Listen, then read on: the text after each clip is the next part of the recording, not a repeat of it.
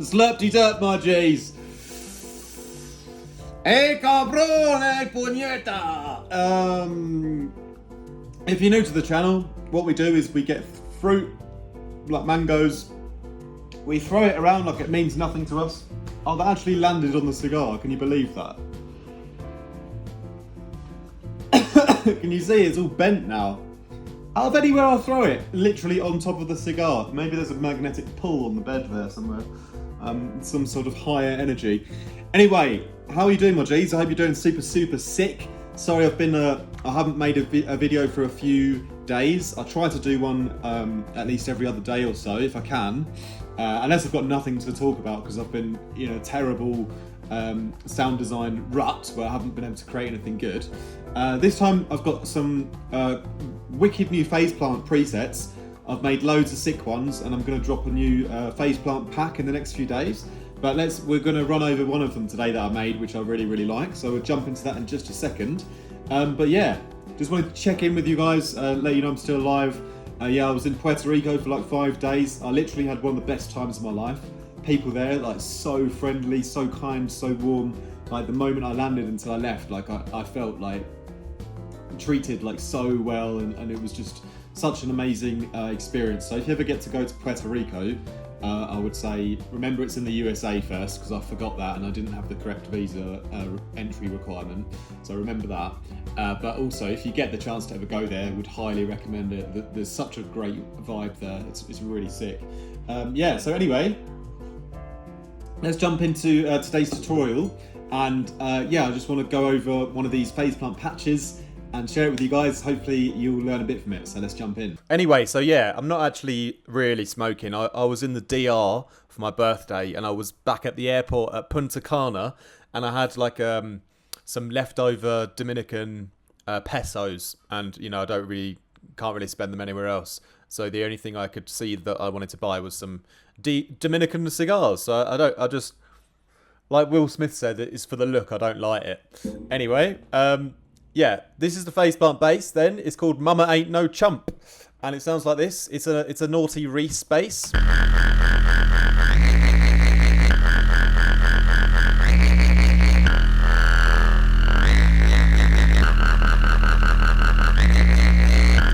And what I like about this one is all of the movement is done in the just through the detuning again and through some of the effects, but there's actually no modulation. So in a way, makes it a bit simpler, you know. So if we jump into the kind of voicing section first, I'll quickly switch off these lanes of FX traffic, and yeah, like we've just got one modulation up here, which is the detune, which is essentially changes just the pitch of one of the oscillators so it wobbles at a different speed. So nothing crazy there. So I've got this like phase plant like default setting where I basically have, I mentioned it before, I basically have a bit of white noise like in the high end, really low level, and then I have a sine wave, an analog wave, which is usually a sine wave, but here I've changed it to triangle. So this one uses the power of the triangle wave a little bit more than the actual normal sine wave that we do. So there's a little bit of sync as well. So when you turn up the sync, you know, you just get a bit of those extra sort of saw harmonics almost. So I've just turned that up a little bit. So it's a triangle with a little bit of that turned up. It's at -24, so it's in that sort of sub-bass territory. But then, yeah, what's going to make the sound is FMing a sample into it. So here we have the SY100RM, which is an analog, again, one of the ones that comes with phase plant. Great thing that I like to do is just set up the FM. So you set the output to modulate the phase of our analog oscillator here. Just turn it up a little bit, sort of 12.5 here, and then I can cycle through the samples. You know, and see how the FM of that particular sample would affect the analog oscillator. But here, I like that one. It has this like sort of almost whiny, high-end kind of resonant sound, but that's got a nice little bit of character, and it's not like too harsh or anything. So with that sort of bassiness underneath, couple that together, we got a sort of nice bassy lead Reese in effect. And we're going to exaggerate all of that with the effects. So yeah, the next thing then, like you can see here, it's at minus 11.02. So obviously at minus 12, it would be right sort of on the beat, you know, on the in the same octave, the same note. So that would not have any detuning then, obviously. So minus 11. And that's what I've put on the macro. So basically, that's just going to change the amount of detuning. So nothing crazy there. Yeah, so that's pretty much the voicing done already with the noise and everything. We're ready to run it through a bunch of distortion and effects to refine the sound. Yeah. So basically, the global unison. Not really using it here, but we're going to introduce more like stereo character through some of these effects. Yo, so I just wanted to do a couple of quick shout outs as well while I'm here. Some of you guys, so DJ Cabs1, that bass is mental. Haven't heard from you before, I don't think, bro, so big ups. Big up my G, says Bootney Lee Farnsworth. Great to have you on the channel, bro. Sticky says, awesome work as always. Still don't use phase plant. This is from the previous phase plant video, but I will transfer some of these tips to other synths or whatever. Yeah, a lot of the phase plant ones are a bit phase plant specific, so I highly recommend that synth. I don't work for them. It's just yeah, I just think it's got a lot of potential. Serenity says, thanks man, happy belated birthday of course. Thank you bro, great to hear from you. I don't think you've commented before either. Bludge 101, Fatness, love it. Cheers Bludge. Mike Briggs, one of our top fans on here. Big G is on fire. Glad so many people love and support you, Big G. You've given us so much. Thanks, Big G. God bless and keep you safe. Peace. Really appreciate that, Mike. Always great to hear from you. Mwai Fever as well. Awesome content, dude. Thanks for the sub, shout out, and great presets. Well, here's another shout out for you, bro. Thanks a lot. Counthouse Helmet, my student Daz, who I'm seeing today as well. So big ups to you, Daz. Slurpty Dank, and you can take that to the bank. Couldn't agree more, mate. A couple more. We got Josh Laverick says, can't believe you don't have more subs. These vids are great. I've been hearing that for a long time, but yeah, we just keep trying. We try and get a video every day, or at least 3 or 4 videos a week, and we keep building and learning together. So that's the plan here. And Rob Seisling says, can't wait for summer. Love this track, referring to my last release, Shipwreck. And we might have a new track coming very soon as well. Artifact, your tutorials are great as well. Thanks, bro. Yeah, I tried to do a bit of both, you know, putting my own music out and then sharing all of my knowledge with production as we go along. So anyway, let's get back into the faceplant video. So let's crack on with lane 1 then. And you'll see here that I've got a couple of distortions and a low pass filter. So this first one already does a great deal to the sound. So this is the sine mode. And what I've done again here is I've just cycled through the modes and see how they all reacted.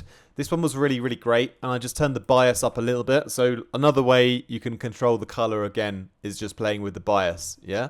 Adding in a little bit of spread here, so we're gonna get the stereo and the sound one step at a time, like I normally do. Next up then, a non-linear filter. It doesn't have so many harsh high-end harmonics in it, this sound, but still, I want to drive the low end and the mid-range a little bit more, you know?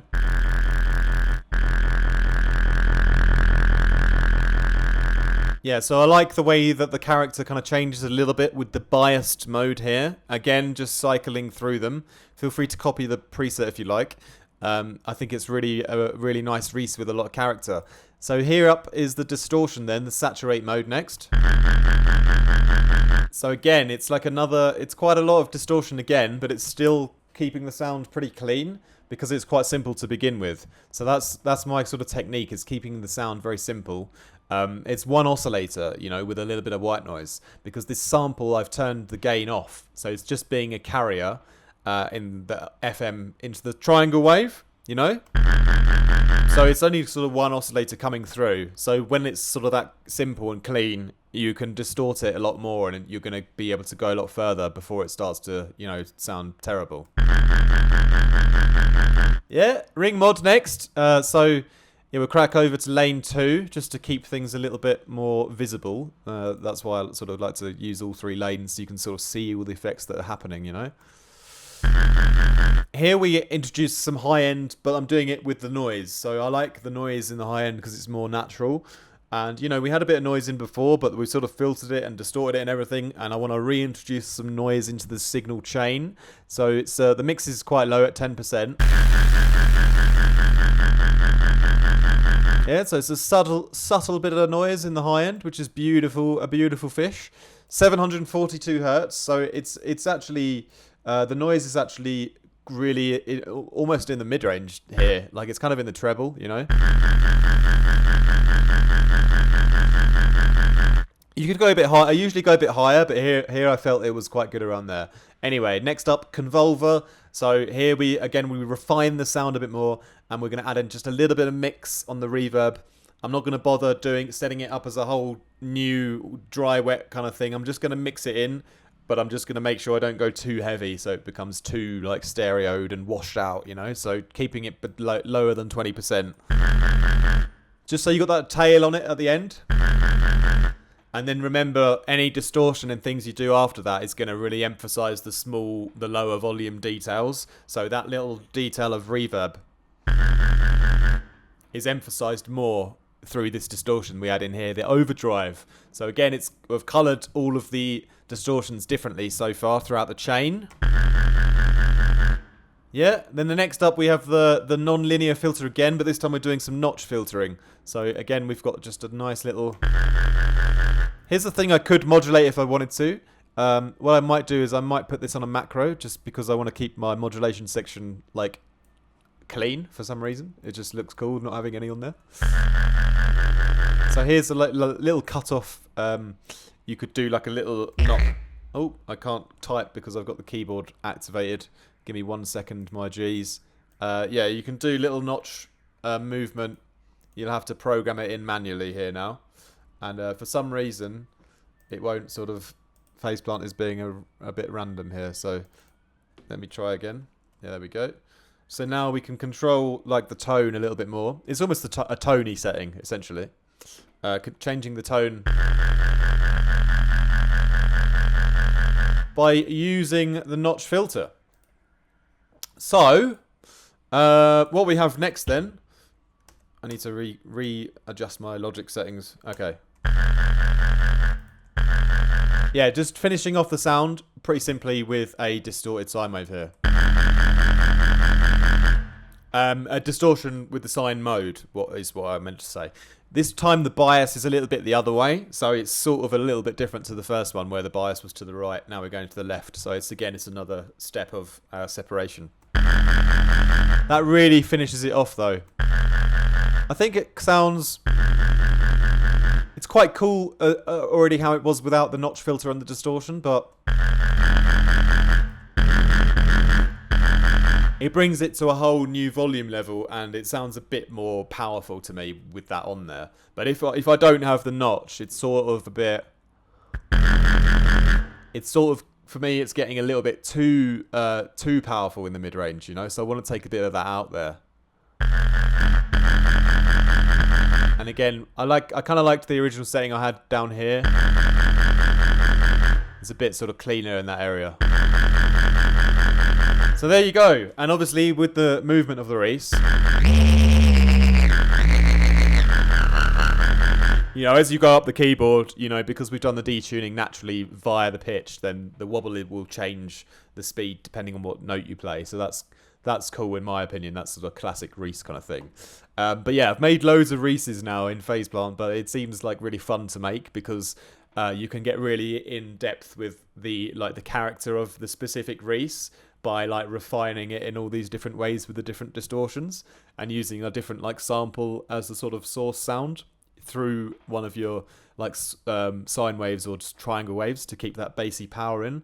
So yeah, it's actually it has all its life of its own, a lot of movement and a lot of character without even starting with the modulators. So, you know, next up we could go ahead and create some more like filter patterns or get more choppy, do weirder things with that. But this is just another kind of video I guess me expressing how much I like that you're able to really create unique tones every time. It's like a little bit of a different character and tone through the way that you sort of run through all the post processing in the effects section in Faceplant. So yeah, really like that one. That's Mumma Ain't No Chump. I hope you guys like that one today, and yeah, I'll be back probably tomorrow with something else, another different kind of bass perhaps, and then we'll drop a Faceplant preset pack soon. Thanks a lot for watching, my G's. Make sure you like and subscribe if you're new to the channel as well. That helps me out a lot. And yeah, check out the links down below. You can get my other preset packs. You can hit me up for one-on-one mentorship as well. Had a really great mentorship session in person with one of my students from PR over the weekend. We did about 4 hours while I was there, and it was epic to do it one-on-one. But yeah, through Zoom, I think it's still really great because, you know, it's fast, easy, practical. You can share your screen and still go like absolutely all in for the entire hour or two, whatever you want to book. Anyway, thanks a lot, my G's. Have a great rest of your week, and I'll be back very soon. Cheers.